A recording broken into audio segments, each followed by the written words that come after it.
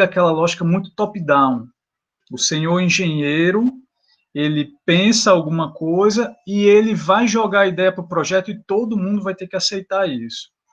Né? Então, essa é uma lógica que vem sendo modificada ao longo do tempo, e hoje em dia a gente já tem uma visão mais bottom-up, né? Então, todos fazendo parte do desenvolvimento do projeto. Eu acho que todo mundo que está nesse webinar aí, os palestrantes, eles têm essa visão um pouco mais clara, né? E carregam isso. Marcel e Kleber tenho certeza, Guillaume também tenho certeza disso, tá? Guillaume é um outro palestrante, tá? É um amigo nosso da França, foi orientador de Marcel, acho de Kleber também, mas trabalhou muito com eles lá na França. Então, basicamente, no começo, todo produto, ele tem que atender, né, ele é uma solução para uma necessidade real ou latente. Ou seja, necessidade real, ele atende uma demanda, e aí a gente tem a primeira representação, não é é uma representação, um ícone modelado, do primeiro carrinho de bebê. Então, eu falei para vocês que eu cheguei atrasado, então, o meu mundo hoje em dia acaba sendo muito relacionado a crianças, né, bebês, né?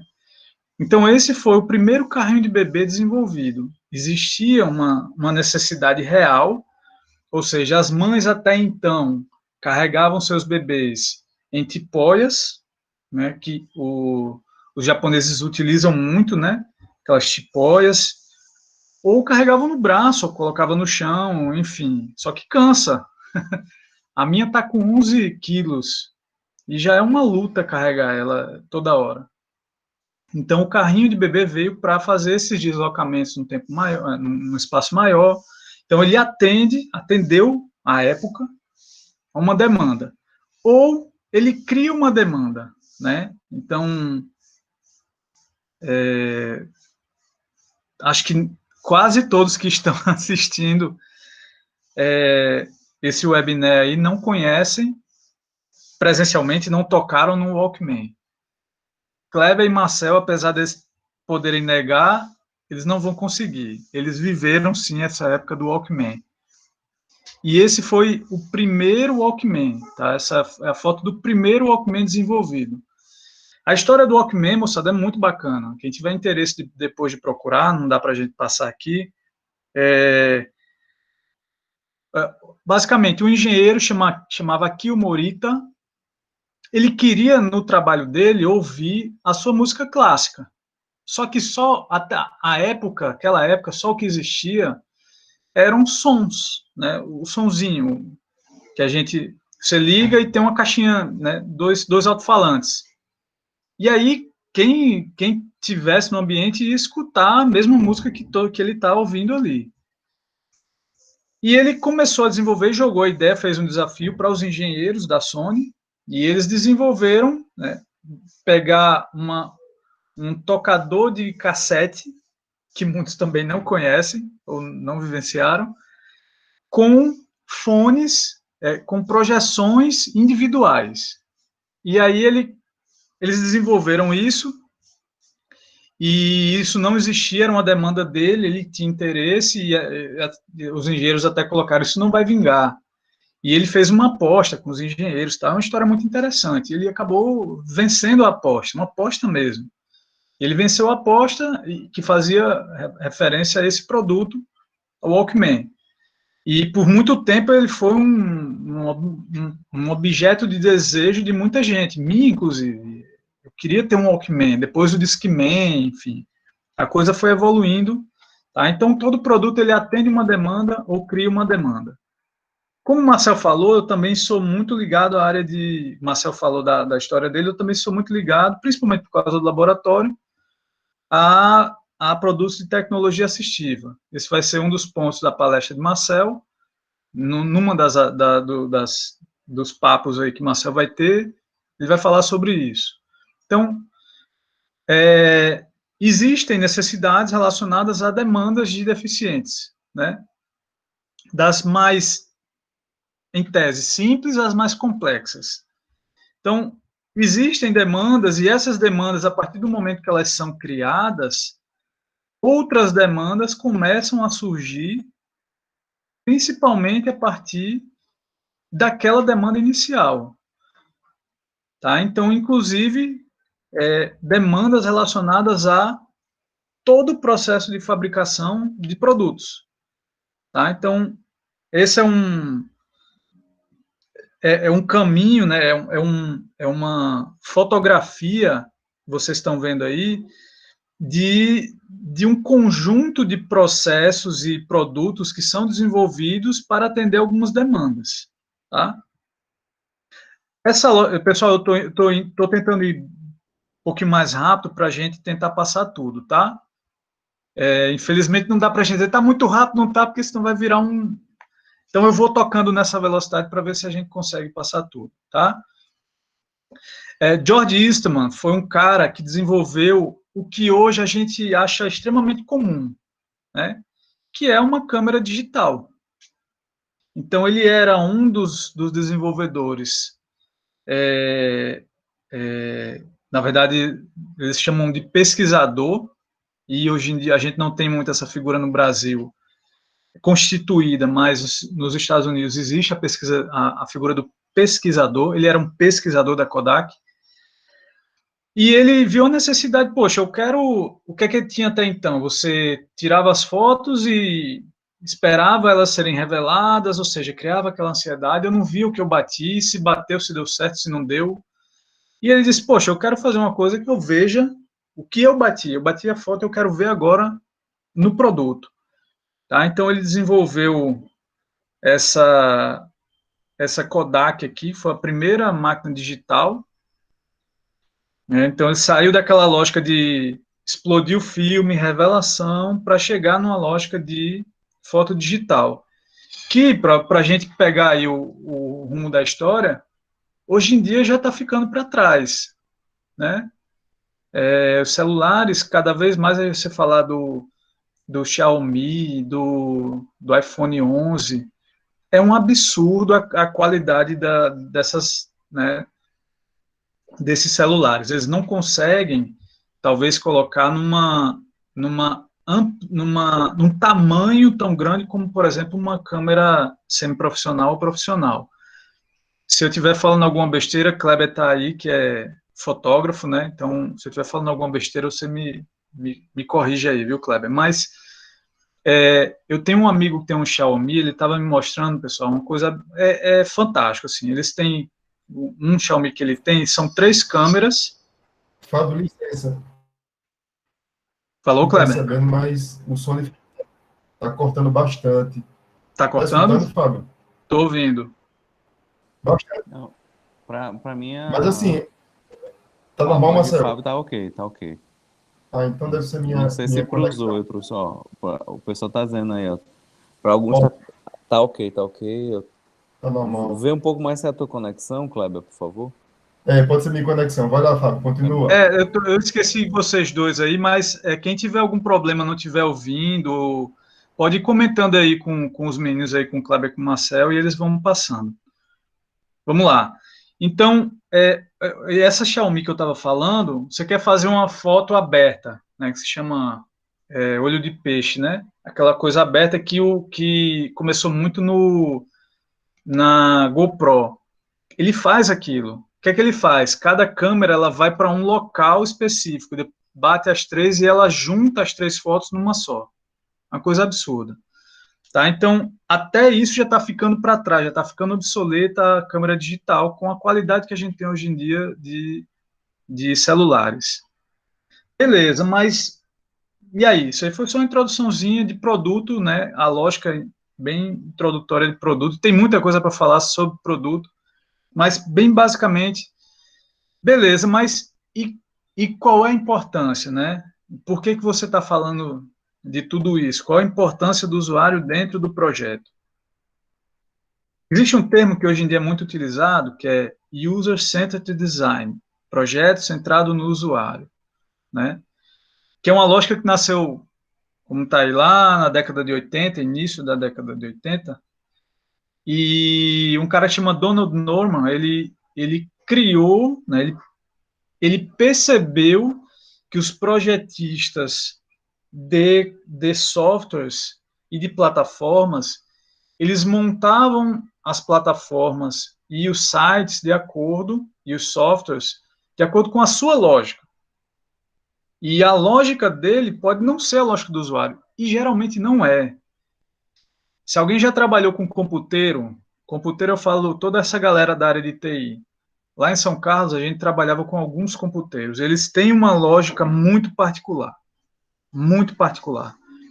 São pessoas normalmente extremamente competentes na área técnica deles, mas não conseguem interagir. Então, Norman percebeu essa dificuldade e essa é a capa do primeiro livro dele, tá?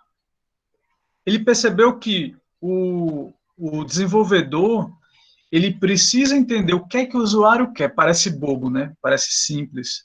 Mas não acontecia. E ainda não acontece.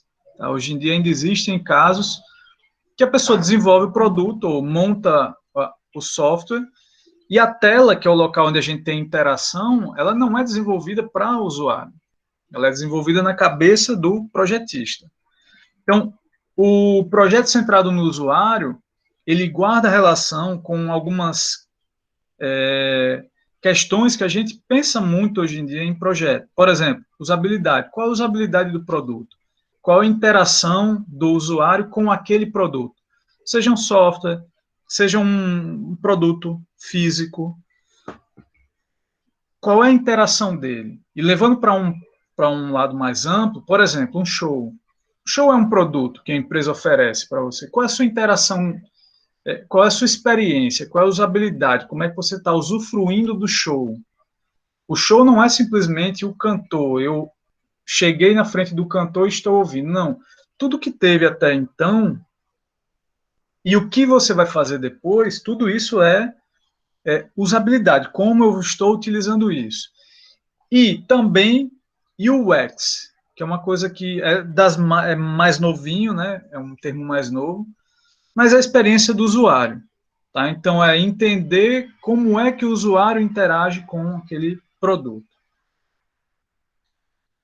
Então, o projeto centrado no usuário é um processo de projeto ou de design em que as necessidades, desejos e limitações do ser humano, do usuário, né, no caso, são levadas em conta durante todas as fases da concepção do desenvolvimento de um. E aí existem 3 domínios, né? O primeiro é o projeto de um produto. Então, é importante destacar isso, todas as fases, quando possível, o usuário tem que estar inserido. Então, primeiro é no projeto de produto. Essa figura aí é de uma menina que joga, ela é deficiente, e ela joga bocha. Talvez nem todos conheçam, mas é um joguinho, você tem uma bola branca, que é um jockey, e todos têm que colocar o mais próximo possível dela. Então, isso muitos deficientes jogam isso aí, a bocha. O Brasil, inclusive, é um dos que tem mais competidores em alto nível de bocha no mundo. Então, eles têm um problema que é onde carregar as bolas. E quando eles vão para o campo de jogo, eles têm que carregar todas as bolas, seja lá onde for na cadeira.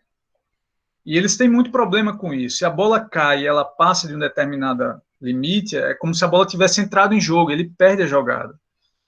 Então, a gente desenvolveu esse suporte, essa calha aí, né, e eles faziam parte diretamente do projeto, desde o começo até a parte de testes, usabilidade, né, como ele interage com isso, qual é a experiência do usuário.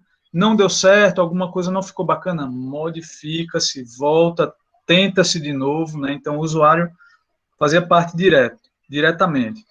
Projeto centrado no usuário do trabalho também, projeto do trabalho.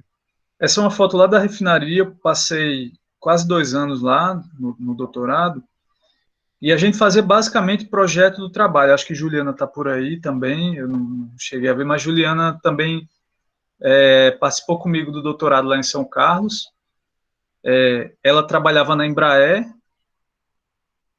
e eu trabalhava na refinaria, na Petrobras, na RPBC de Cubatão, fazendo a mesma coisa que ela, projeto do trabalho. ou seja, modificar situações de trabalho a partir de demandas do usuário. O usuário tem uma demanda, por exemplo, nesse caso aí que vocês estão vendo, de acesso a essa válvula. Ele não conseguia chegar, e a refinaria está cheia disso. Então, o que é que a gente fazia? Vamos entender qual é a demanda que ele tem. Então, ele fazia parte do projeto desde o começo. Não é nós, engenheiros, e meu grupo não era só de engenheiro, tinha educadores físicos, tinha fisioterapeutas, por incrível que pareça, mas todo esse pessoal trazia sua lógica para dentro do trabalho e não era simplesmente a gente chegar lá e vamos lá observar, o cara tem que acessar isso aqui. Então, vamos montar a plataforma e acabou.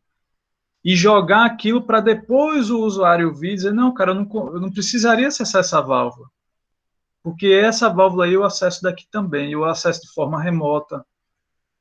Então, o usuário faz parte do projeto desde o início, também no projeto do trabalho.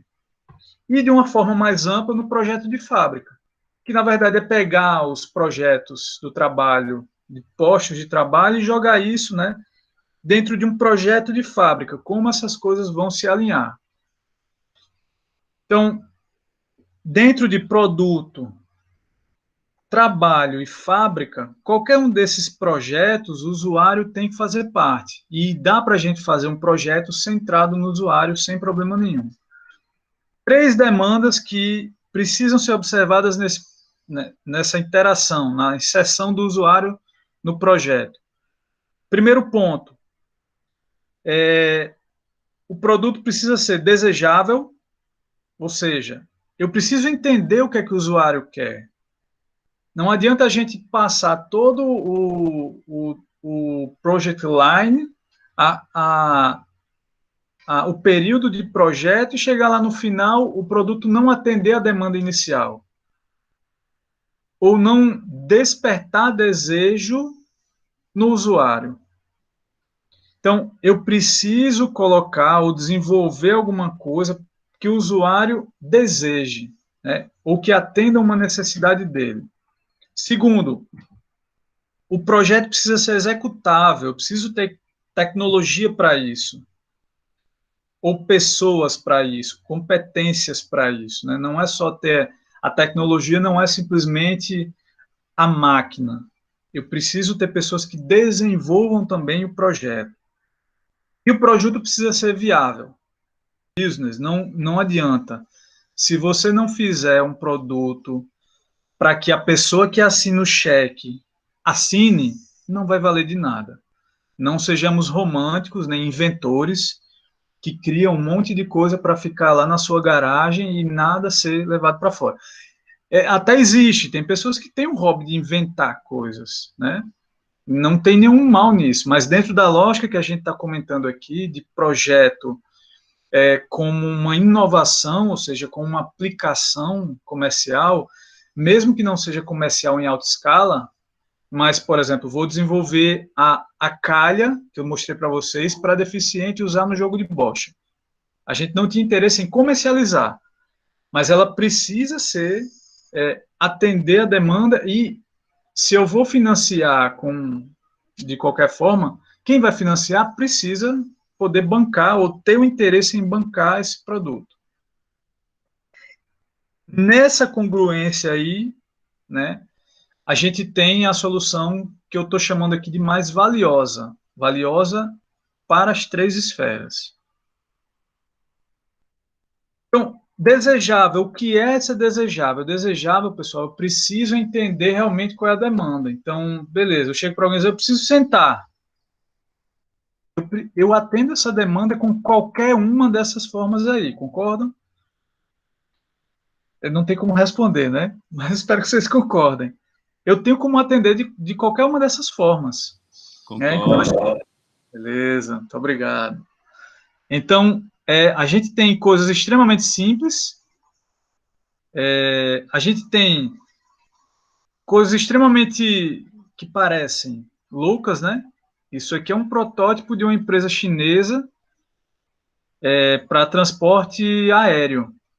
E, na verdade, isso aqui já está defasado. Já existe avião transportando pessoas na China com dessa forma aqui. Fala em China hoje em dia, você se arrepia, né? Essa demanda aqui, pessoal, é só uma deixa aí para uma outra, fazendo o merchan, né?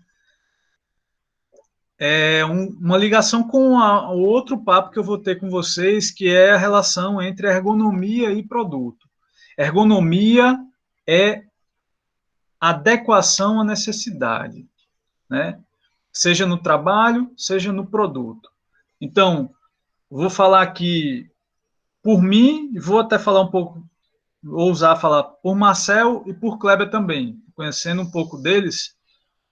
Eu tenho certeza que durante em aula, essa cadeira aqui, pessoal, só para deixar claro, é uma cadeira que, se vocês colocarem cadeira ergonomicamente correta, com certeza vão achar a empresa que vende essa aqui.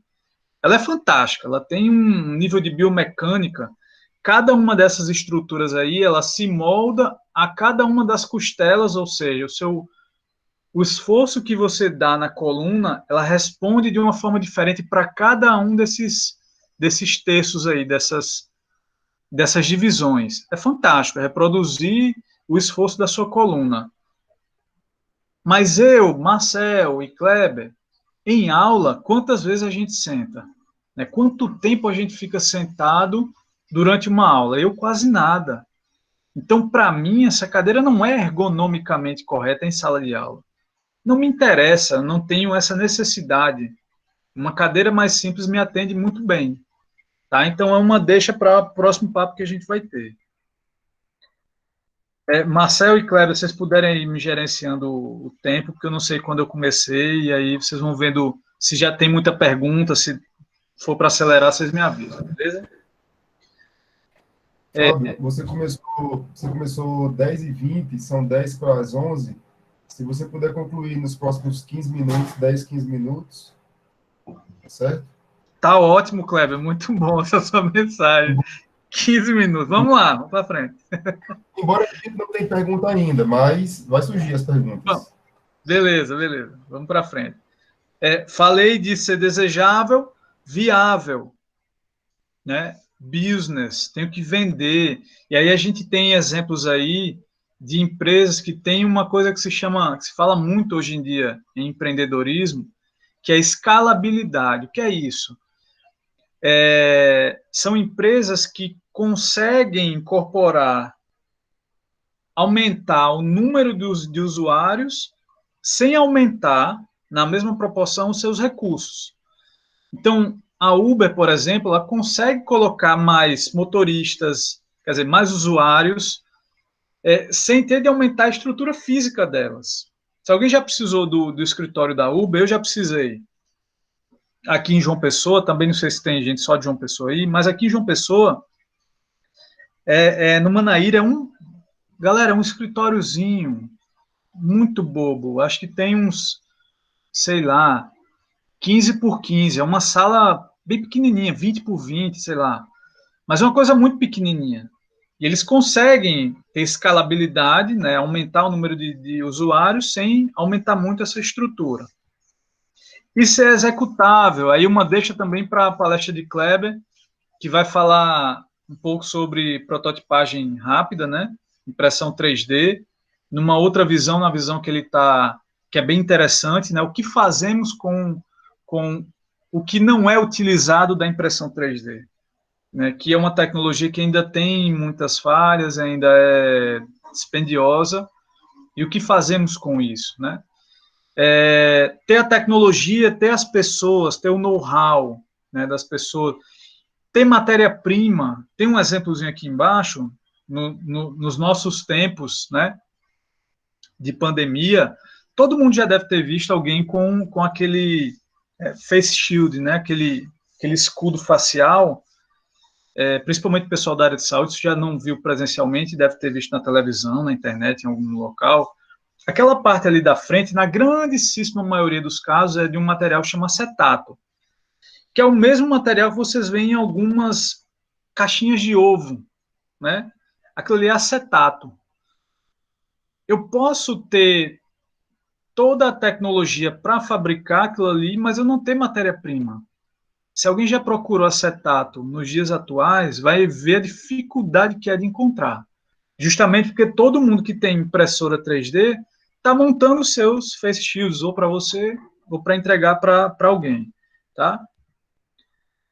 Beleza, mas e por que pensar, né? Qual é a justificativa de eu levar essa lógica de projeto centrado no usuário para os meus projetos pessoais, para o meu projeto na minha empresa?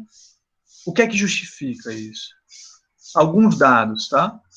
85% dos custos de desenvolvimento de novos produtos em empresas está na fase inicial do projeto.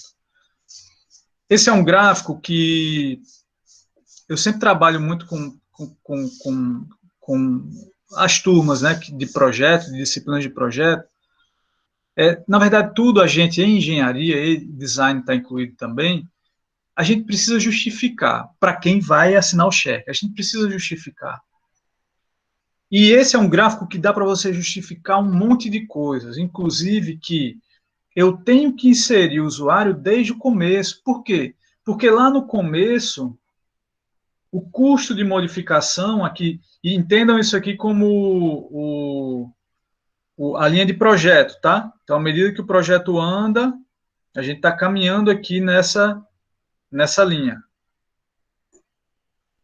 O custo de mudança no início do projeto é muito baixo e a possibilidade de modificação é muito alta.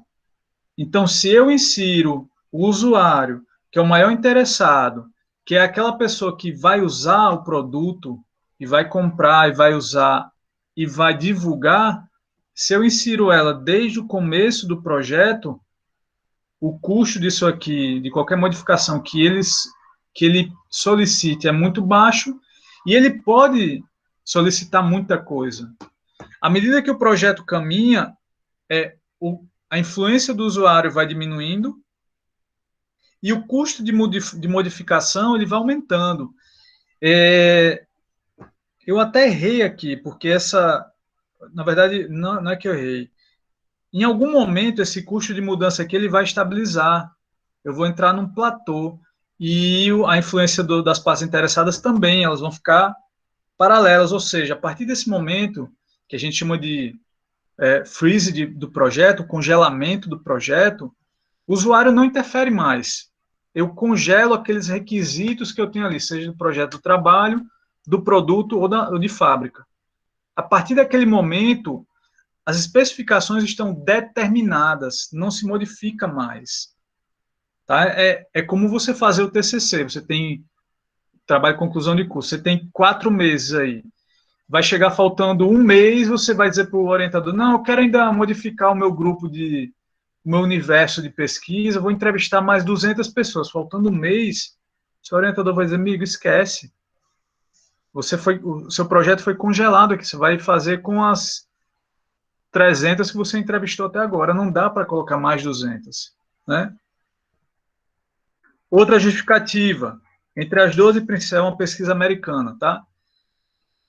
Entre as 12 principais razões que fazem com que haja falhas nos projetos, 3 estão diretamente relacionadas à falta de trabalho com a experiência do usuário, UX, que eu falei lá atrás.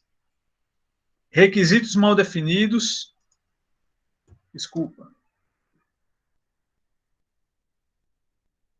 péssima comunicação entre clientes, desenvolvedores e usuário, isso é mais comum do que se possa imaginar, e política dos stakeholders, ou seja, os interessados dão muito mais poder aos designers, né, aos projetistas, e não dão abertura para que seja estudado o usuário. Tá? As montadoras de carro sempre são bons exemplos de uma série de coisas em projeto de produto. Nesse ponto, muito mais. Né? As montadoras, há muito tempo que elas utilizam no primeiro desenvolvimento de qualquer modelo de carro, muito usuário.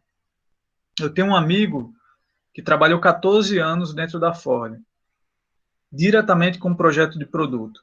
E ele sempre falava que existiam alguns meetings de usuários, ou seja, os conceitos iniciais que eram desenvolvidos de cada carro, eles eram expostos aos usuários.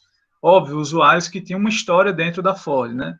Então, o cara que comprou, já vem comprando aí há 10 anos carro da Ford, tem que ser carro zero, porque eles têm que saber quem é que está comprando. Não adianta eu comprei um carro da Ford usado, eles não sabem que eu sou usuário da Ford. Mas o cara que comprou o carro zero da Ford há 10 anos é um cliente fiel. Então, a Ford pega, e há um tempo atrás, hoje em dia não existe mais, porque os gastos foram, os custos foram reduzidos, né?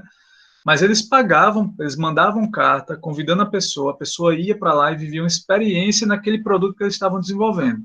Na verdade, que estavam iniciando, né? Então, é um outro ponto a ser observado. Em uma pesquisa encomendada pelo McDonald's, Gerald Bestal passou diversas horas em uma loja de marca, descobriu que os consumidores tomavam café no carro, coisa de americano, né? Dirigindo para o trabalho. Logo, aquilo que eles fossem consumir tinha que durar, primeiro, todo o trajeto, ser prático, sem sujeira e que, olha que interessante, ocupasse apenas uma das mãos. Quando que qualquer designer, qualquer projetista iria pensar, e eu vou falar só dessa última aqui, ocupasse apenas uma das mãos. Quando que se pensaria nisso se eu não fosse observar o usuário, né? Então, ele só propôs isso para entrar como um requisito de projeto, porque ele foi observar as pessoas, inclusive a utilização, a interação dessas pessoas com o carro. Se elas pegam e vão para o carro, qual é a interação? Não dá para fazer uma coisa que eu estou usando as duas mãos e ter ainda que dirigir. Vou passar bem rápido isso aqui, tá? Mas, pensando na estrutura, no Project Line, em que momentos o usuário poderia ser inserido? Poderia, tá? Cada pessoa pode ver um outro momento. Aqui a gente tem em cima o Project Line.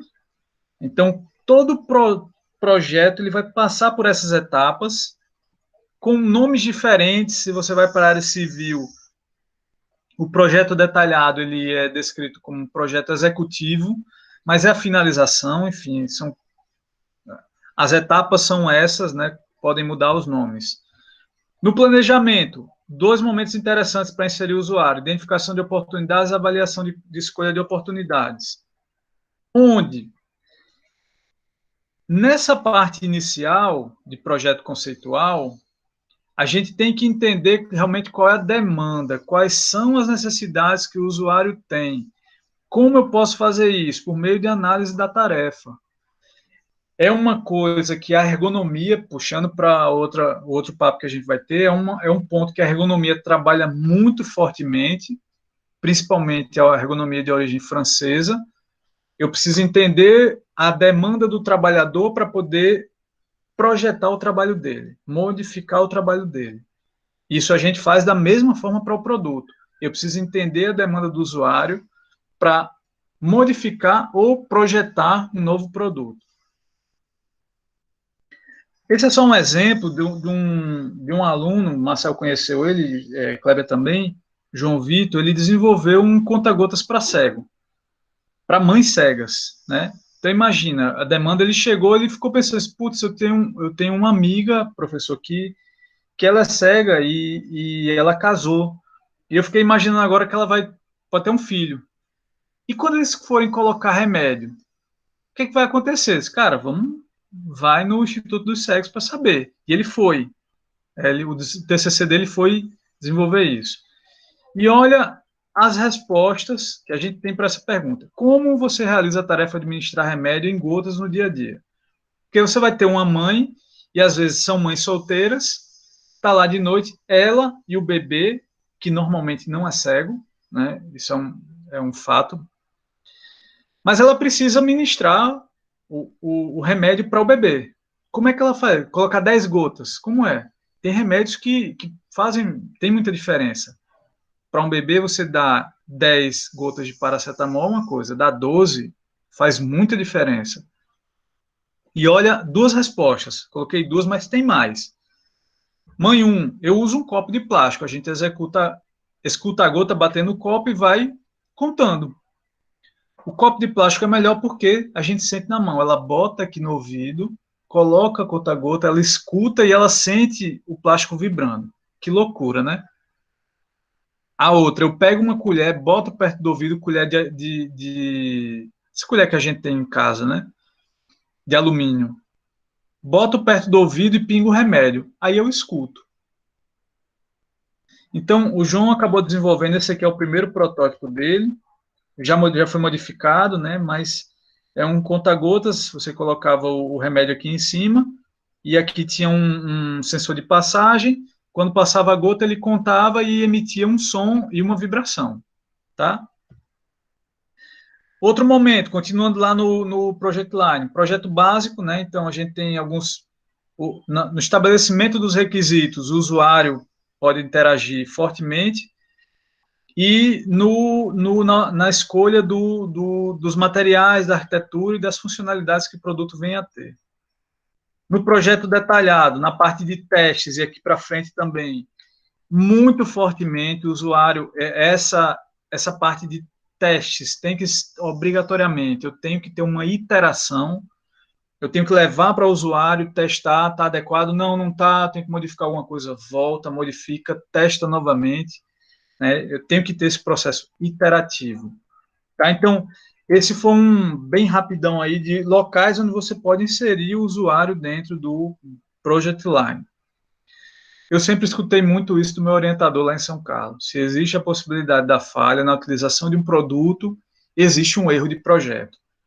É muito forte, né? Mas é uma coisa a se pensar. Será que não existe isso mesmo? Estou colocando aí um exemplo de uma cafeteira que eu comprei. Eu sou viciado em café. E aí comprei essa cafeteira. Eu tinha uma outra, ela deu pau. Ela viveu comigo 7 anos e cansou. E aí eu comprei essa. Devia ter tirado o nome da marca. Juro que não estou recebendo nada da Mundial para fazer isso. Mas só para vocês entenderem como eu tive problemas na interação e queria, né, passar isso. Vamos lá. A máquina está desligada. Tá? A primeira coisa que se faz é ligar a máquina. E eu ligo nesse botãozinho aqui. Eu acho que todo mundo está vendo o meu mouse, né? Eu ligo ele nesse botãozinho aqui. Acende a primeira luz. Beleza? Vai dar um tempo. A máquina vai aquecer. Ela leva a temperatura na pressão, na temperatura ideal para o café. E aí essa luz verde vai se acender. Coisa de bicho engenheiro, né? Que quer fazer tudo no produto sem ler manual. Eu, pelo menos, sou assim. E aí eu já estava com o dedo aqui para apertar esse botãozinho aqui. Para mim é óbvio, acendeu a luzinha verde, intuitivamente do lado dela eu vou apertar. A sorte é que eu tinha outra cafeteira, como eu falei para vocês, e vi bem rapidamente esse símbolo aqui. Esse símbolo é de vapor, que é essa saída aqui da lateral. Eu ia fazer uma merda, né? Eu ia jogar água quente aqui no chão. Na verdade, o produto, quando ele acende essa luz, você tem que apertar aqui, ó, onde faz o café. Mas entendam, eu clico aqui, a luz acende. Acendeu essa luz, a intuição te leva a apertar esse lado. Pelo menos eu penso assim, né? E não é. Aqui, eu já posso, eu tenho que apertar esse. Se eu quiser vapor, é que eu vou apertar aqui. Que o vapor é o que menos se utiliza, moçada. A gente compra a cafeteira para café e não para ter o vapor, tá? Para frente, qual é o cenário que a gente tem para os próximos, quando eu estava fazendo isso, eu queria colocar os próximos anos. Não, próximos meses já. Se alguém não viu Black Mirror, é uma série muito bacana que fala dessa interação de nós, seres humanos, com novas tecnologias, ou com tecnologias que já existem, né? Esse cara é simplesmente o presidente da Unilever, Paul Pullman. O que é que ele fala? As questões que nós enfrentamos são grandes objetivos tão desafiadores que não podemos alcançá-los sozinhos. Qualquer questão que você olhe, como comida, escassez de água, fica claro, nenhuma pessoa, instituição, governo ou companhia pode fornecer a solução sozinho, tá? Então, a gente vive evoluções e inserção de modificações ou adaptações de produtos que eram extremamente comuns, onde a gente tinha pouca gente participando do projeto, e à medida que eles vão sendo expandidos, como, por exemplo, ventiladores que têm essa estética mais, digamos, agradável, a gente tem um design de produtos aqui envolvido para essa modificação. Para inserir isso aqui dentro de uma lógica de captação, transformação disso aqui numa força, a gente tem outros conjuntos.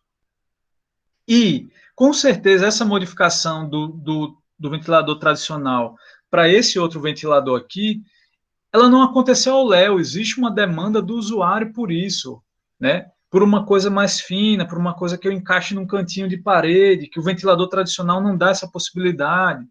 Então, o usuário ele está inserido aqui nessas modificações. A gente está ainda, né, não que a gente tenha começado agora, mas a gente está na terceira evolução industrial.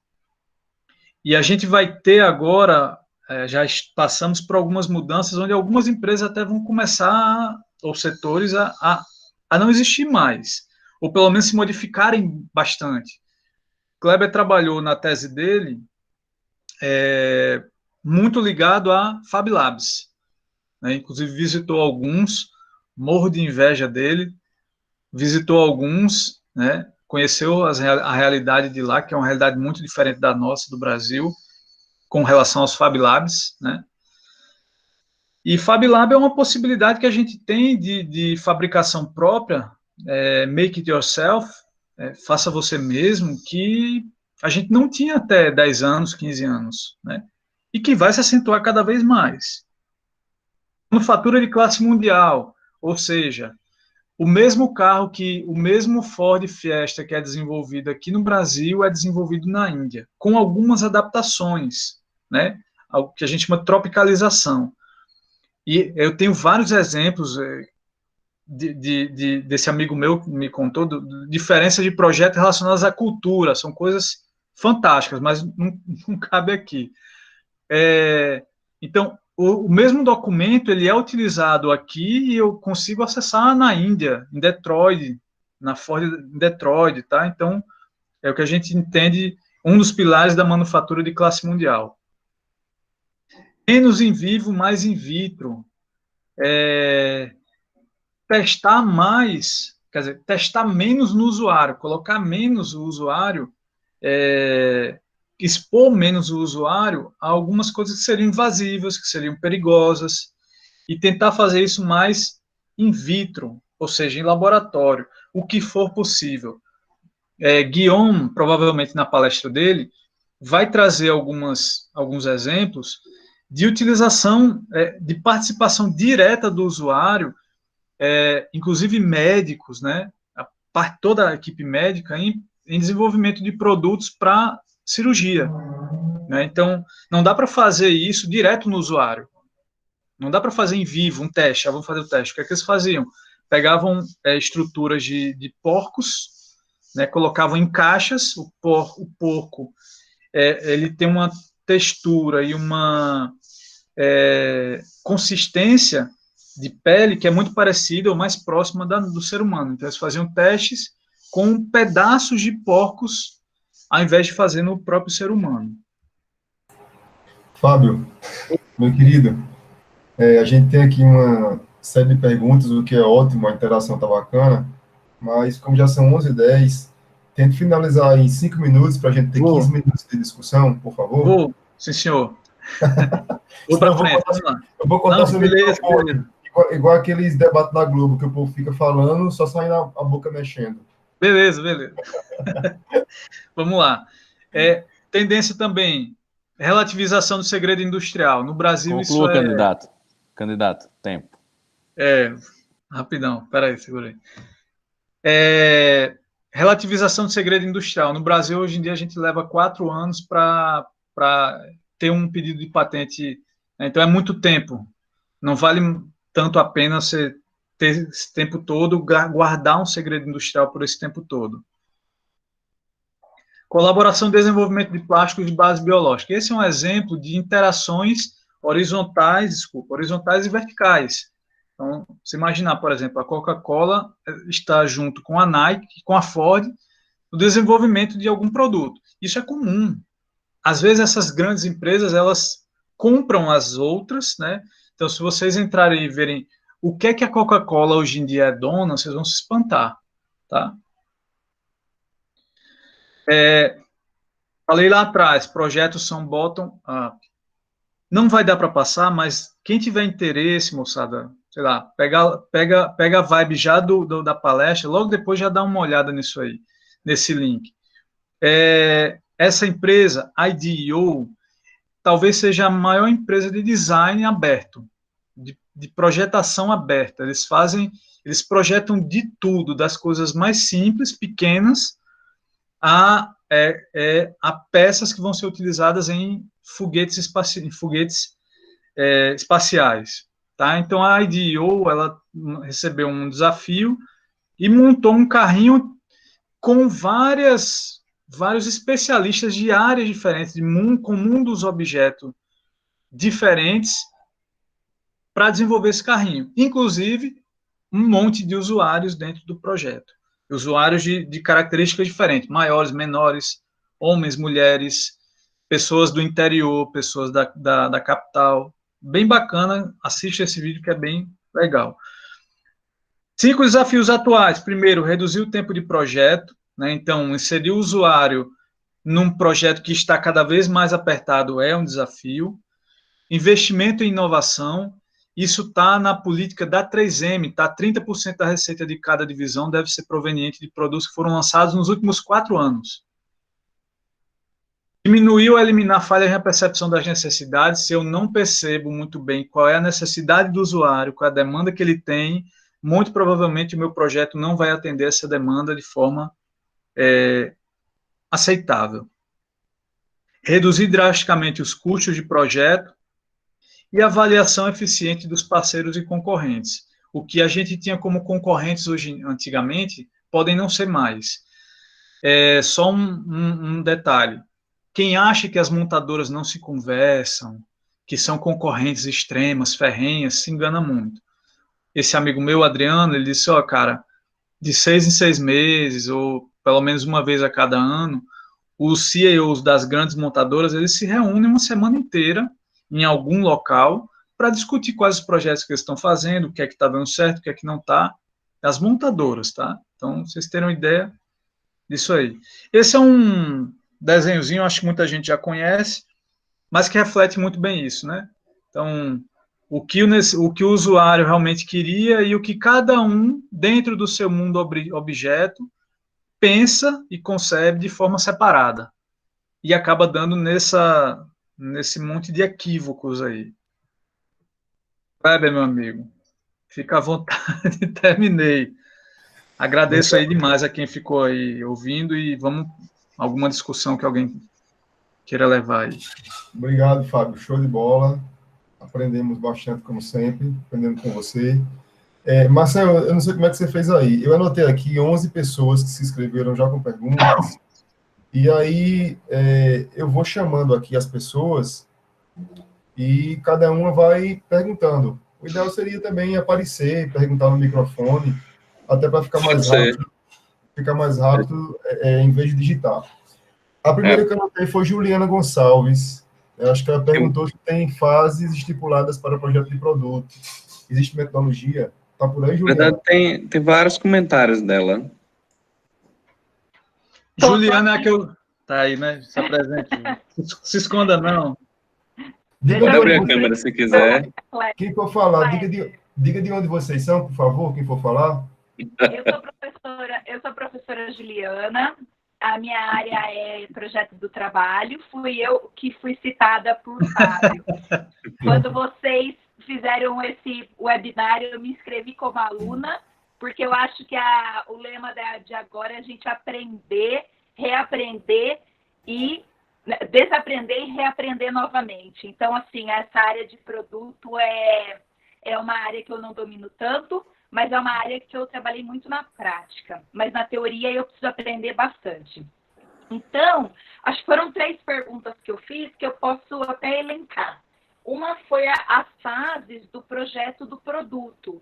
Então, o Fábio, ele apresentou, eu vi a apresentação dele, ficou ali a fase onde insere o usuário, mas eu não entendi na parte do mais detalhada ali, no projeto detalhado, como que o usuário é inserido.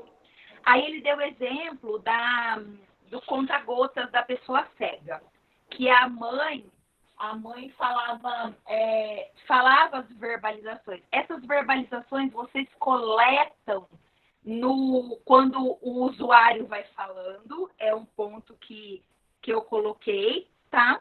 E aí o outro ponto é programas virtuais para desenhar esse conceito para o usuário, porque às vezes não tem o conceito protótipo, você faz o protótipo num teste, alguma coisa, mas às vezes é virtual. E quais programas vocês usam? Essas 3 perguntas que eu fiz. Vai lá, Fábio. Eu vou respondendo, mas aí, Kleber... Eu posso responder uma parte delas. Vamos ser rápido para a gente conseguir falar com todo mundo. Tentar, né? Pode ir, Marcelo. Não, então, Ju, tá dando retorno aqui para mim. Deixa eu só o microfone. Acho que ficou melhor agora. Vocês estão me ouvindo ainda? Tá melhor agora. Tá, beleza. Então é o seguinte, o usuário ele pode ser inserido em vários momentos. Isso vai depender do nível que a gente tem de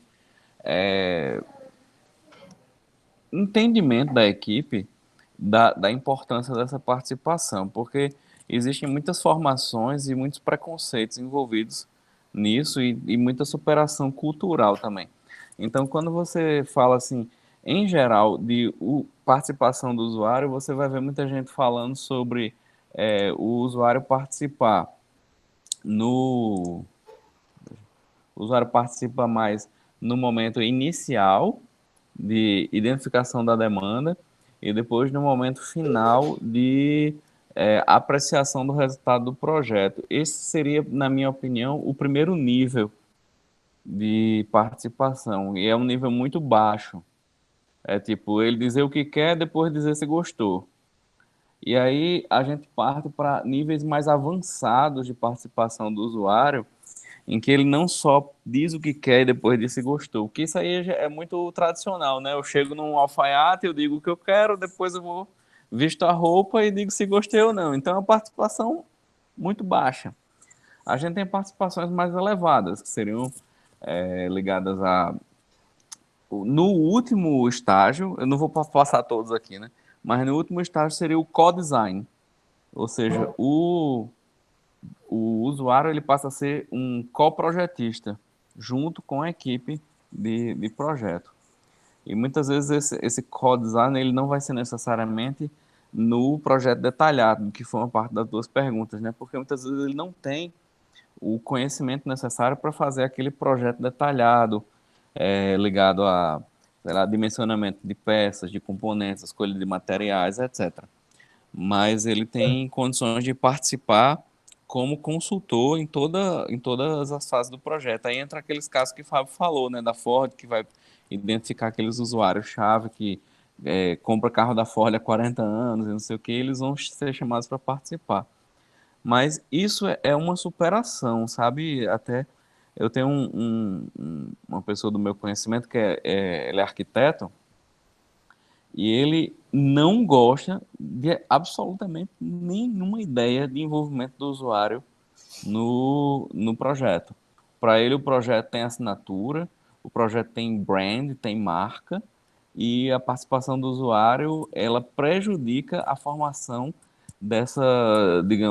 dessas marcas arquitetônicas que vão passando ao longo do tempo. Entendeu? Então, você tem, por exemplo, a arquitetura da década de 80, da década de 90, da década a arquitetura do século 17 e tal, e a participação do usuário seria uma forma de impedir esse registro cultural.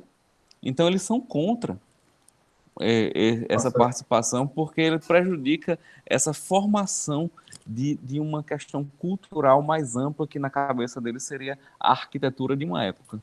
Eu não sei o que Kleber acha disso. Não, só para complementar rapidinho isso aí, para a gente também pular, para a gente escutar outras pessoas. Em termos de metodologia, Juliana, no design, a gente utiliza várias metodologias, né? A gente está num processo de migração, de sair das raízes das metodologias da década de 80, que eram muito ligadas aos projetos de produtos para a indústria, e migrando para metodologias em que o designer ou o engenheiro não vai mais projetar para a indústria, mas ele vai projetar para ele, por exemplo. Ele vai desenvolver o produto para que ele monte uma startup, para que ele crie o produto e para que ele lance. Então, a gente está migrando num processo de desenho industrial para a indústria, que era na década de 70, 80, para um processo de empreendedorismo, de eu crio, de eu faço a metodologia em que eu fabrico meu produto em casa, eu vou atrás de pessoas que vão financiar o meu projeto, para colocar meu produto no mercado. Então, a gente segue passos e metodologias diversas, de diversos autores, mas o que eu queria deixar de mensagem mais importante nesse momento é que a gente está em processo de transição de um design industrial para um design autoral, até mesmo empreendedor, onde novos modelos de negócios estão em voga. Fábio, quer Kleber, complementar alguma coisinha ainda? eu tenho uma pergunta para tu, Eu, Kleber. Marcelo, Ah, tá me ouvindo? não, era só para ver, assim, minha pergunta era se Kleber identifica no design esse mesmo tipo de comportamento, de visão do design que eu falei de alguns arquitetos. Não, não. No design, de maneira geral, todos concordam que a gente tem que escutar o usuário. Eu não conheço uma linha do design que nega isso aí, não. Não, mas como linha de pensamento, mas como prática, eu tô falando, ter a assinatura do designer e tal, e aí por conta disso ele prefere ter aquele traço dele do que propriamente escutar o usuário, entendeu? Não, na verdade, escutar o usuário não significa dizer que vai modificar o traço do design, né? Uhum. O traço do Pois design é, vai atingir a função que o usuário, né, entendi. deixou a mensagem. Então, no design, a gente concorda muito que tem que escutar o usuário, mas não tem uma ligação de que o usuário vai modificar o meu traço. Tá, É, passar para os eu outros. só para Ju, eu não lembro a terceira pergunta. Uma você perguntou sobre a verbalização. As verbalizações, sim, elas foram feitas diretamente com mães cegas. O João foi mais vezes, eu fui uma vez só no Instituto dos Cegos. Eu não fui quando ele fez as entrevistas, ele fez sozinho, mas aquelas verbalizações foram em momentos com as mães. E é interessante porque em várias coisas durante o projeto, elas foram construídas a partir do resgate dessas verbalizações. Então, por exemplo, qual é o melhor estímulo que a gente pode colocar? Beleza, a gota passa ali, qual é o estímulo que vai ter? É visual? Ou visual? É vibração? É som? Como é que vai ser? E aí a gente extraía também essa possibilidade a partir das verbalizações que a gente fez com as mães. Então, a maioria preferiu que, olha, se a gente tiver o som, mas também tiver uma vibração, é melhor. Por quê? Porque muitas já estavam acostumadas com fazer aquilo com vibração. E outras relataram. Às vezes eu moro perto de principal e passa muito carro, eu não escuto mesmo. Como é que a gente faz? Se a gente colocar uma vibração, uma vibração é legal. Tá? Então, elas vinham direto das verbalizações dos usuários, das usuárias, né? É isso. Pessoal, deixa eu Excelente. só fazer. Obrigada. Obrigada, gente, pelas respostas. Obrigado pela participação, Juliana. Ó, eu tenho disponibilidade para a gente responder as perguntas todas. Então, a gente já é 11h25, mas eu acho que se os meninos tiverem disponibilidade de esticar um pouquinho, mais uns 10 minutos, a gente responde todo mundo, tá bem? Em seguida, Edivaldo. Edivaldo está por aí? Oi, tô sim, professor. Bom dia, pessoal. Como o Kleber falou, meu nome é Edivaldo, eu sou aluno do curso de Engenharia de Produção Mecânica, já fui aluno do professor Fábio, professor Marcel, professora Juliana. Me inscrevi no curso porque eu sempre gostei dessa área de projeto do produto e de projeto do trabalho também. E, enfim, eu gostei muito do link que vocês fizeram do projeto do produto com gerenciamento de projetos, porque não tem como a gente falar em projeto-produto sem falar em gerenciamento de projetos, minha dúvida é o seguinte, como é que vocês não se preocupam, porque aí eu escutei que vocês se preocupam com o usuário quando está no início do projeto e quando está no final do projeto para medir a satisfação dele. Mas como é que vocês fazem para manter o engajamento do usuário durante o projeto? Porque a gente que trabalha executando projetos hoje em dia está se preocupando muito com isso, tanto que agora está muito em alta os princípios do Customer Success, que você se preocupa desde a atração até pós-projeto, enfim. Aí eu queria saber se vocês segue alguma coisa com relação a isso. E a segunda pergunta que eu fiz é que eu gostei muito do gráfico que o professor Fábio falou sobre, para você mostrar o impacto do projeto, que ele vai trazer receita para a empresa. É um gatilho muito bom para fechar. Aí eu queria saber se tem alguma metodologia, algum passo a passo para fazer aquele gráfico. Seria mais essa. Edivaldo, obrigado, viu, por participar aí com a gente.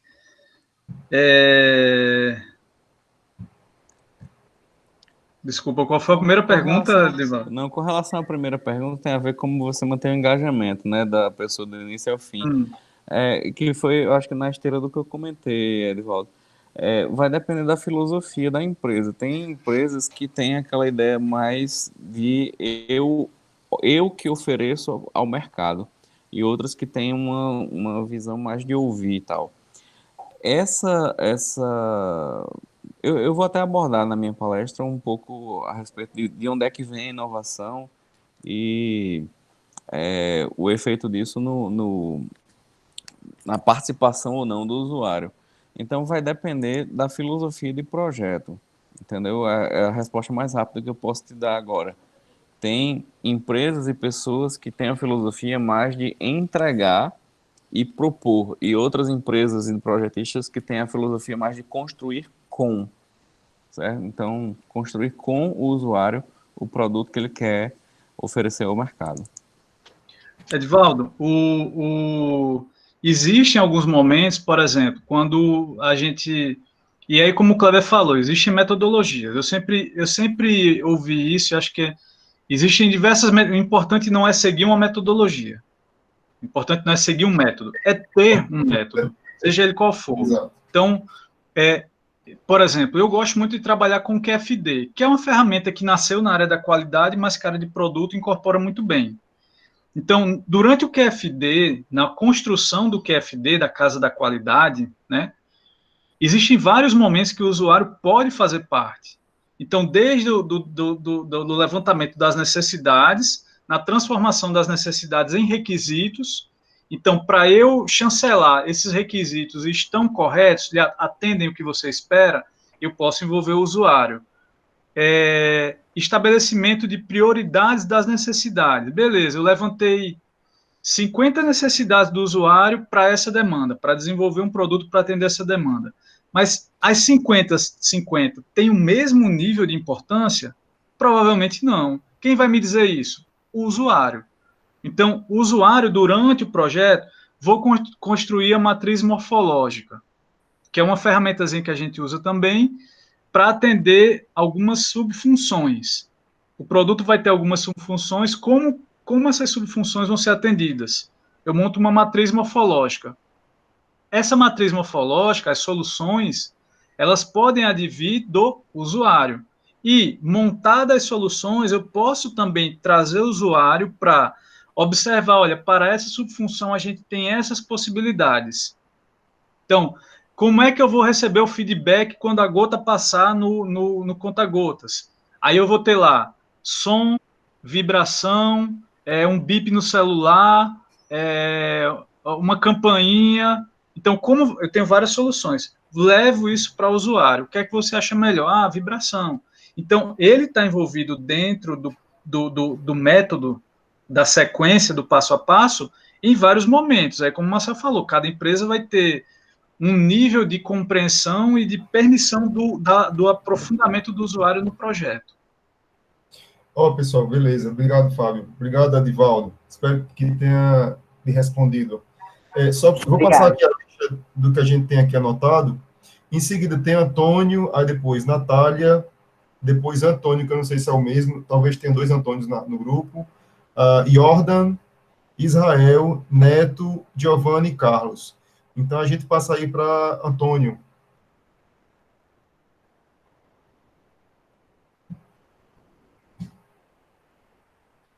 Antônio está por aí? Algum Antônio?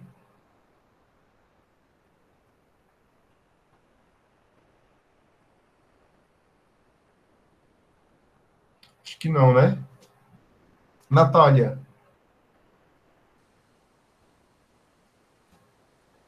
Antônio Lucas, passa para o próximo, ele respondeu aqui. Passa o próximo. Não sei se é o mesmo Antônio, né? O próximo é Natália. Natália. Está por Mas aí, Natália. Natália? Deixa eu ver, Natália. Mas tem a pergunta dela aí, o comentário, Kleber? Eu estou subindo aqui, A ver se eu Natália acho. Alves está aí. Pelo menos, assim, diz que ela está online. Mas, às vezes acontece da pessoa dar uma saidinha. É. Aí tem um outro Antônio, que talvez seja o mesmo, Antônio Lucas. Jordan, tá por aí? Jordan Lucas. Jordan. Ele tá aí, tá Jordão. aí. Jordan. Oi, Bom dia, cara. bom Tudo bem? dia. Se quiser abrir a câmera, fica à vontade Acho que minha também. câmera. Tudo bem. Não, no meu caso. Apareceu. Eu abri aqui, acho que tá bugado. Peraí, vai aparecer. Pronto. Então, ótimo webinar. Tava esperando alguma coisa assim, da universidade já faz um tempo, para matar a saudade da rotina.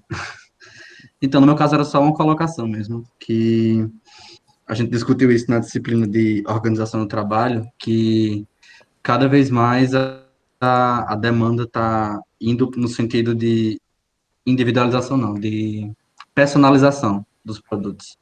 E a gente entra em conflito com a ideia de produção em massa, já que cada vez mais está crescendo a quantidade de pessoas e tal. Então, era só para colocar mesmo esse desafio que se lança aos projetistas de conciliar o mais personalizado possível com a maior produção possível. Como deixar a pessoa ter o seu estilo verificado. Tá, porra. Oi, som. Oi. Tudo bom, Kleber? Tá funcionando Oi, aí? tô aqui. Vamos lá. Jordan, eu diria Alguém tá que com comentário sobre Jordan, isso? Jordan. esse é um dos temas que eu vou abordar, que é exatamente essa tentativa, né, de você ajustar a variedade que a demanda pede com a necessidade do sistema de produção de ter alguma estabilidade, né? Porque quando ele fica mudando muito, você precisa fazer algumas mudanças e aí alguns setups e aí você perde um tempo na produção. O que talvez seja o mais importante aí, se você quiser se aprofundar, porque não vai dar tempo aqui, é ler sobre customização de massa. Né? Se quiser dar uma lida em algum material a esse respeito, eu acho mais interessante. Esse Exatamente. puxa de massa, eu aprendi muito com o Marcel. Eu lembro que Marcel, que a gente estava falando sobre isso um certo dia, quando a gente estava no doutorado, que você me falou do tênis Nike, né? Que é Isso. a Nike é uma das empresas que faz a customização, mas ao mesmo tempo de massa, né? Então vale a pena ler sobre isso. É o produto que eles trabalham isso é o Nike ID, né? Você entra no site Nike ID e aí você vai fazendo. É impressionante, né? O nível de alternativas que eles dão. Eu vi isso também em empresas de bicicleta, né? Você diz o tipo de uso, ele já escolhe o quadro, você bota o seu tamanho, tua altura, tuas dimensões corporais, e ele vai te ajudando a fazer o passo a passo da escolha da bicicleta. A Dell faz isso também com o computador, né? Você entra no site da Dell e vai montando o seu computador. Isso aí é a customização de massa. Ele vai sempre tentar te empurrar para um produto montado que já exista, entendeu? Principalmente no caso da Dell. Em outros não, como o da Nike, ele vai querer que você faça o sapato mais diferentão, porque quanto mais, em termos de moda, quanto mais diferente, quanto mais individual e tal, isso gera mais olhares isso gera mais comentários e faz com que a marca seja mais falada. As pessoas vão ficar discutindo mais a marca e aí, do ponto de vista do mercado da moda, isso é mais atrativo do que para a Dell, por exemplo, que seria vender mais computadores, entende? Existem essas diferenças. Beleza, Tá obrigado, fechado o teu Jordão, microfone, Fábio. Valeu. pela participação. Eu acho que Antônio Lucas apareceu por aí, foi? Se Antônio Lucas estiver escutando e quiser fazer a pergunta dele.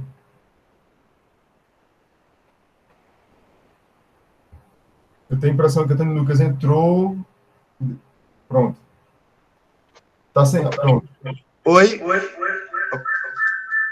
Peraí, que eu tô agora em 2 lugares, então eu tenho que deixar no mudo aqui. Ok. Bom dia a todos. Desculpa a confusão, acho que eu atrapalhei um pouco até a fala do Jordan. Eu sou aluno de Direito na UFPB, mas eu sou formado em Ciência da Computação. E quando eu saí no SIG Eventos procurando, eu vi projeto de produto.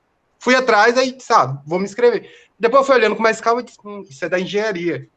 Então, uma dúvida que eu deixo para vocês é se vocês acham que vale a pena eu continuar assim. Eu achei muito boa a palestra do Fábio, assim, gostei muito essa ideia de gerência de projeto, a gente tem muito na informática. A gente trabalha muito com isso, até comentei no chat que às vezes não tem muito essa parte do planejamento. Faz, é para ontem e a gente acaba que a gente tem que fazer.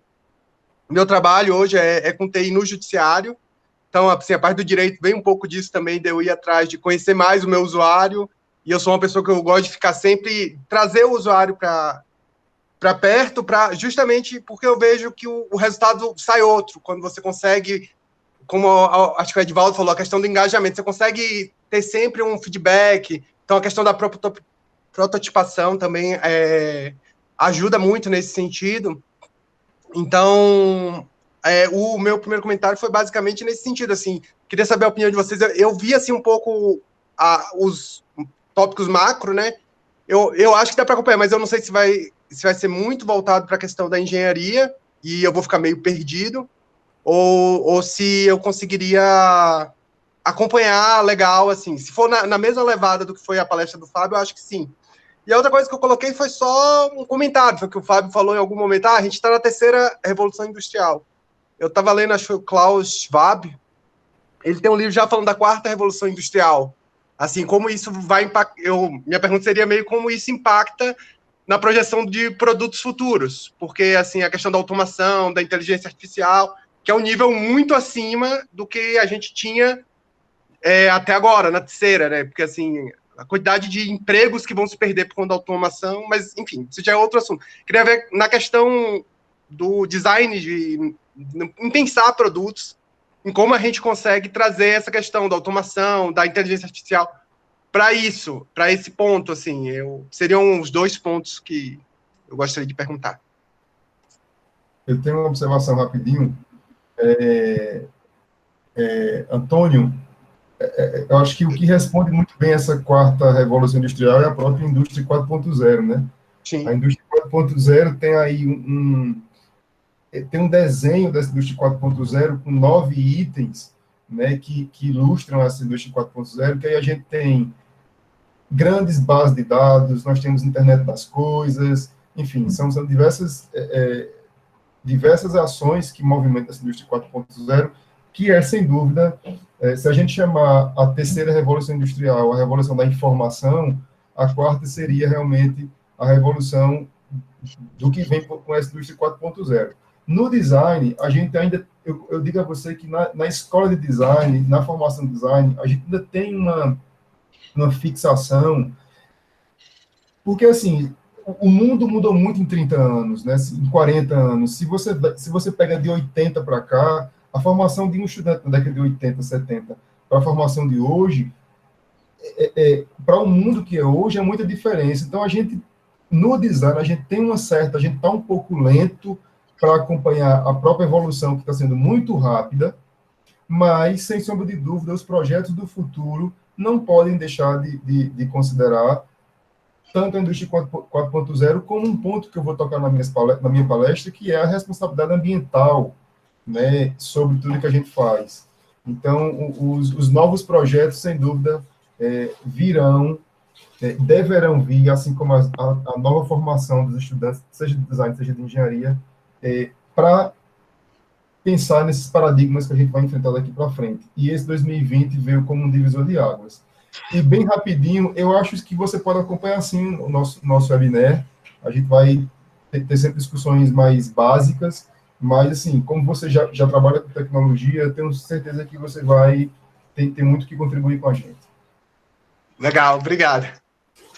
Antônio, dentro da compreensão que eu tenho, o que você faz, o que você desenvolve é um produto. O software que você desenvolve, as modificações que você faz é um produto. E você mesmo falou, você tem um método de desenvolvimento. Você está dentro da área de informática, deve saber e está imerso muito mais do que eu, metodologia Scrum. Sim. Que é uma grande discussão que a gente vai ter, uma metodologia que está parecendo como uma coisa extremamente inovadora, que eu, particularmente, não vejo como nada inovador. Eu vejo como um ordenamento, credenciar, pular algumas etapas, que é um método. Eu posso pular alguma etapa de teste, como a Fiat pula um monte de etapas de teste e consegue colocar um carro do zero em 2 anos e meio, coisa que nenhuma montadora consegue. Por quê? Porque ela pula algumas etapas de teste. É fato. É a metodologia deles, é o método deles. O Scrum é um método também, é uma metodologia chamada de ágil. E sim, a informática utiliza muito isso. Justamente por quê? Porque quando pedem para o cara, o computeiro, o cara da TI, como você, é para ontem. Eu preciso que modifique um parâmetro em um dia. Só que modificar um parâmetro implica um monte de coisa na linha de programação, né? Então, não vejo problema nenhum em você participar, e eu acho que é até interessante, abre a mente para outras possibilidades, porque você faz também projeto de produto, da mesma forma. Sim, sim. Eu acho interessante isso, justamente. Eu vi assim, vocês falam algumas coisas, é um pouco diferente do que a gente pensa, embora tenha relação. Você mostrou aquele gráfico de custo, que você falou, não é exatamente assim. Mas na informática a gente tem gráficos bem semelhantes, dizendo, se a gente muda no começo, enquanto está pensando, definindo as coisas, é muito mais barato do que, já está quase para sair em produção, desculpa o termo, mas é quando a gente vai colocar no ar, para os usuários. Precisa mudar. Peraí, amigo, não é assim agora. Porque é muito mais caro e demora muito mais para refazer as coisas. Porque você pensou tudo já. Então, eu também acho interessante ver a visão de vocês, que é parecida, mas diferente. E sobre as metodologias ágeis, isso acho que data do início do milênio, de 2000, 99, talvez. Que a gente já começou a se discutir isso. Óbvio, ela veio ficar mais famosa, vocês têm 10 anos, assim, talvez uns 10 anos. Mas isso na informática, eu imagino que agora isso está permeando outras áreas. Eu não tenho esse conhecimento, assim, do quanto isso é aplicado fora da informática. Sim. Tá bom, então. Obrigado, Antônio, pela sua participação. Continue com a gente aí nas próximas terças-feiras. Continuarei. Natália está por aí? Natália? Se Natália não tiver para perguntar, o próximo seria Israel.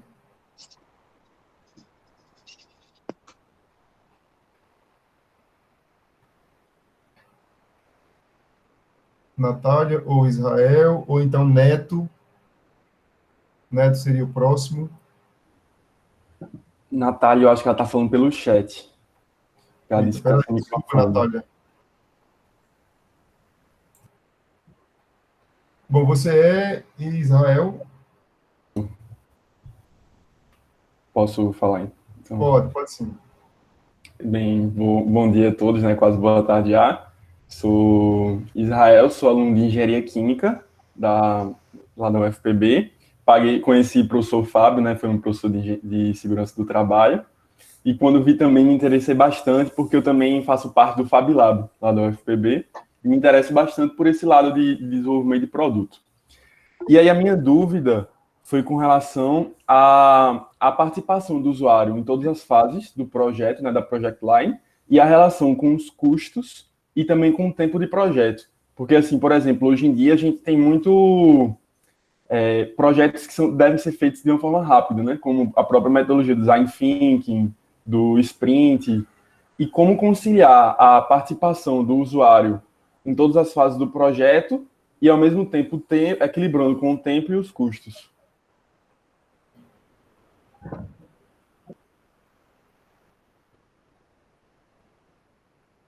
Tá sem áudio, Fábio. Foi mal, fiz o contrário. Israel, tudo bem? Muita gente conhecida. Israel, o que você está perguntando, pelo que eu estou entendendo, é muito mais o que se trabalha de uma forma mais ampla, a gestão de projetos. Então, a mais conhecida, PMBOK. Né? Então, o PMBOK ele traz três domínios principais, que é o que se chama de triângulo de projeto, né? Que são, como mexer num vértice, eu tenho que obrigatoriamente mexer nos outros dois, que é custo, tempo e escopo, ou objetivos. O que você falou, ele está intrinsecamente ligado, diretamente ligado, e eu não tenho como mexer em qualquer um desses três vértices sem afetar nos demais. Só que isso está muito, se eu entendi bem, está muito mais relacionado à gestão de projetos. E aí é que está realmente por que hoje em dia se paga, né?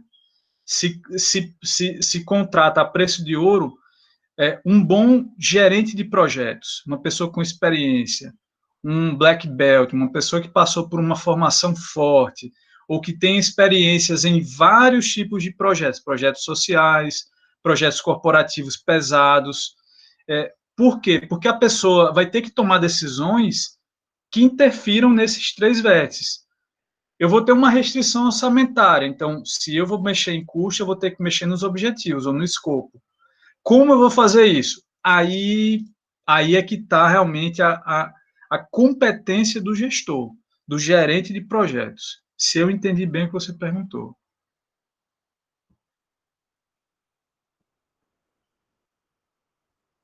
Entendi, professor. Tá bom, obrigado.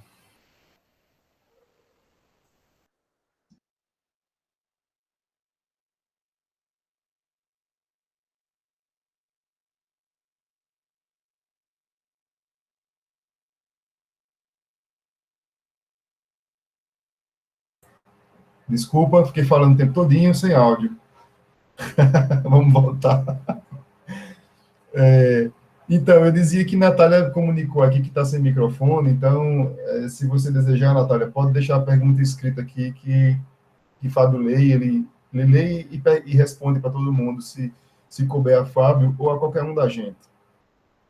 Eu vi também que o Neto deixou uma mensagem dizendo que tinha que sair, então ele não está aqui. Então, a gente tem mais 2 inscritos para a gente encerrar, até porque já são 10 para as 12.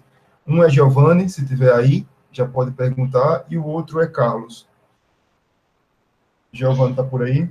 Oi, tô aqui. Pois não. Bom dia a todos. Comigo nem é tanto uma pergunta, né? Eu queria compartilhar um pouco da minha experiência nessa parte de projeto, porque às vezes fica um pouquinho difícil de compreender tendo em vista só a parte teórica, né? Eu não tenho tanto a parte teórica, eu sou aluno de engenharia elétrica na UFPB, mas eu comecei com projetos logo cedo.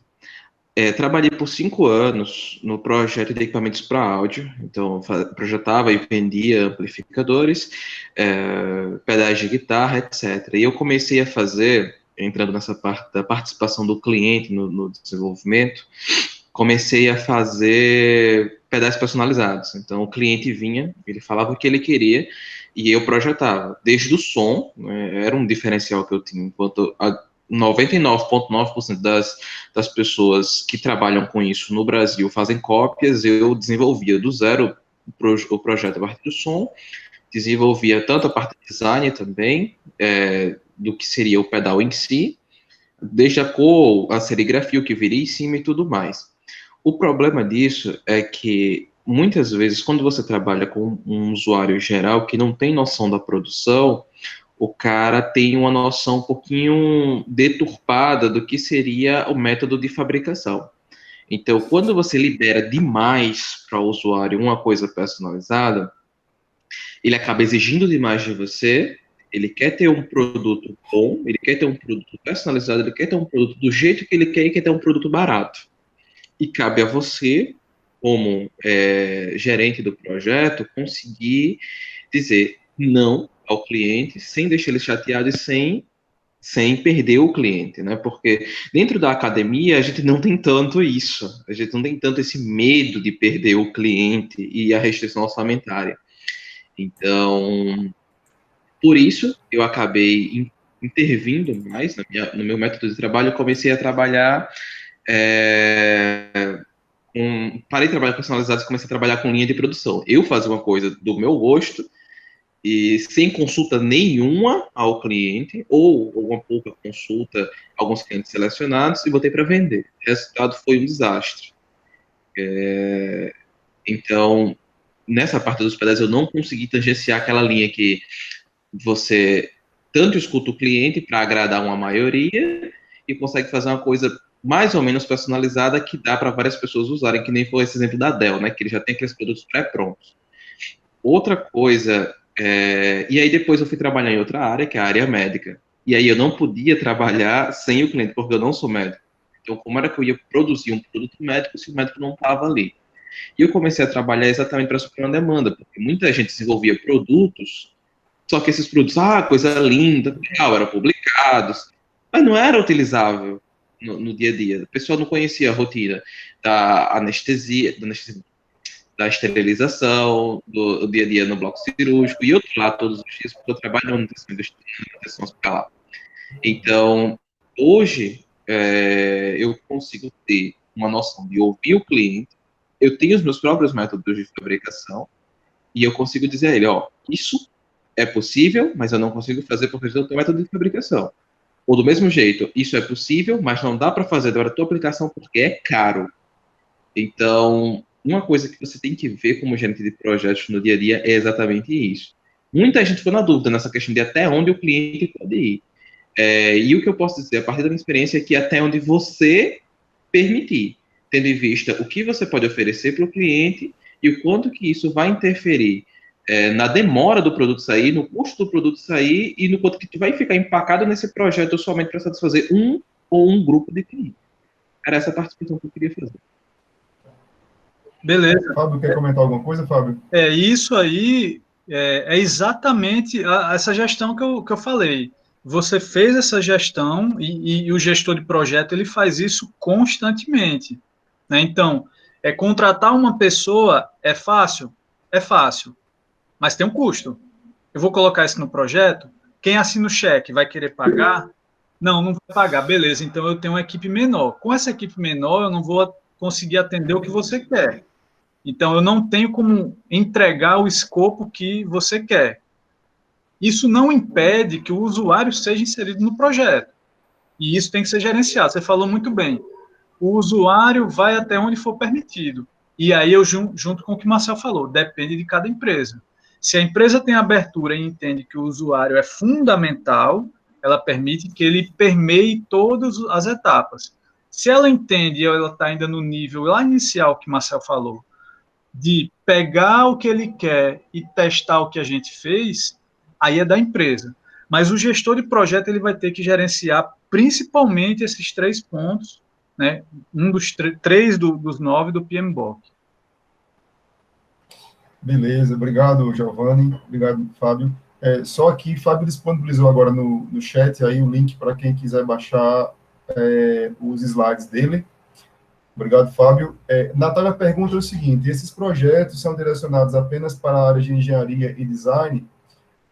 Natália, eu não sei a que projeto você se refere, mas se você estiver falando do nosso webinar, não, a gente vai falar de projeto de produto de maneira geral. Então, agora há pouco o Antônio, que é da área de informática, falou aqui com a gente, né? Ele também desenvolve projeto, às vezes produto, né?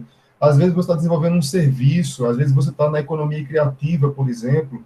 Então, não importa o processo criativo, não importa o que você vai criar, se é um produto, se é um serviço, se vai existir uma demanda maior de processo de engenharia ou de design, a gente não vai ter um foco, a gente não vai estar focando nisso, a gente vai estar focando em processos de criação, de concepção e de produção de produtos de maneira geral.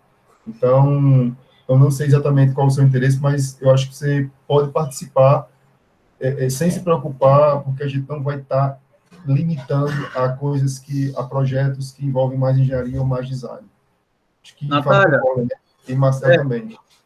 Natália, vou te dar um exemplo, e Guillaume, que é esse francês que vai ter uma palestra dele, pode falar um pouco melhor. Eles desenvolveram um projeto, por exemplo, lá na França, que era para um aluno, para um usuário, né, um menino que era tetra alto, né, que a gente fala que a lesão é alta, ou seja, ele tem movimento de cabeça muito pouco, daqui para baixo, da lesão para baixo, nada.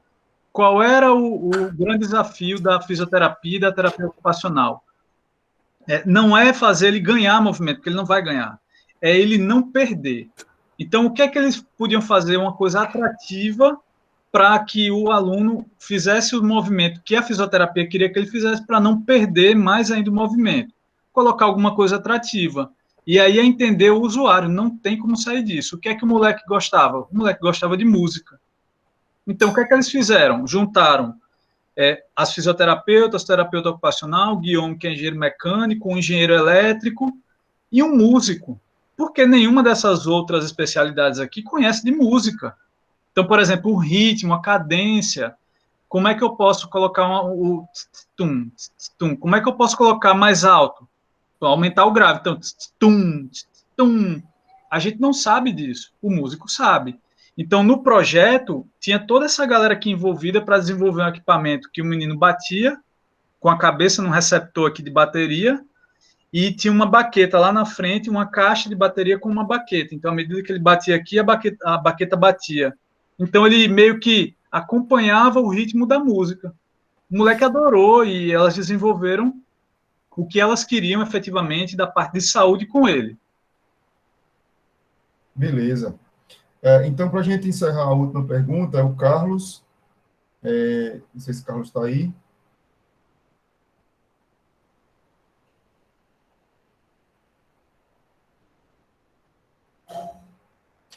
Ele fala aqui que Carlos perguntava sobre o arquivo no chat. Já disponibilizou o arquivo, era só isso. Beleza, então, pessoal. Então, agradecer mais uma vez a presença de todos. A gente hoje teve que se estender até meio-dia, porque foi a abertura, então eu falei, Marcel falou, acabou que a gente prolongou um pouquinho mais. Mas na próxima terça-feira nós temos a palestra de Marcel, né? Marcel vai falar sobre por que produtos assistivos falham.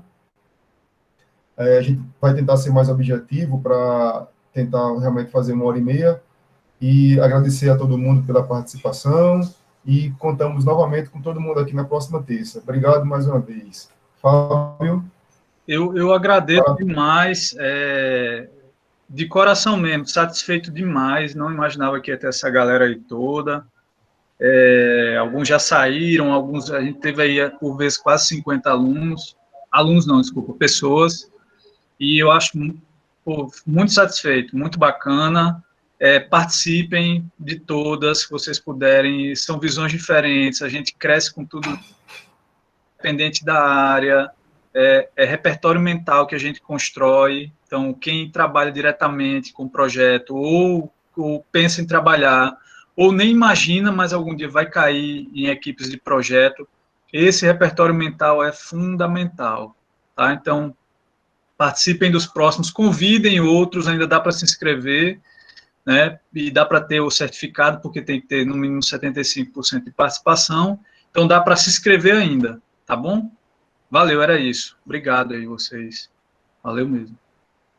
O Marcel está por aí ainda, quer dar um tchau? Eu acho que o Marcel saiu, né? Teve que sair. Pessoal, obrigado, viu? Bom dia a todos. Até terça.